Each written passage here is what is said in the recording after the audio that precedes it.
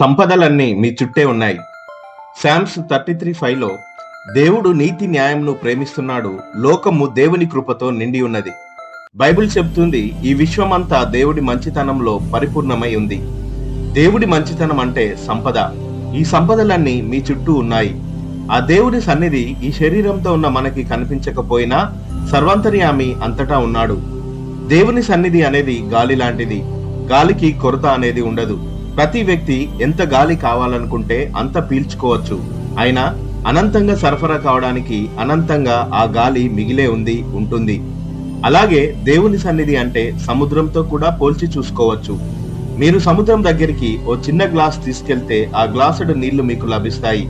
మీరు పెద్ద గంగాలాన్ని తీసుకెళ్లి కూడా నింపుకోవచ్చు. దానికి సముద్రమేమీ బాధపడదు. ఎందుకంటే సముద్రంలో అపారమైన జల సంపద ఇంకా మిగిలే ఉంది. మీ జీవితం సంపదలతో తులతూగాలంటే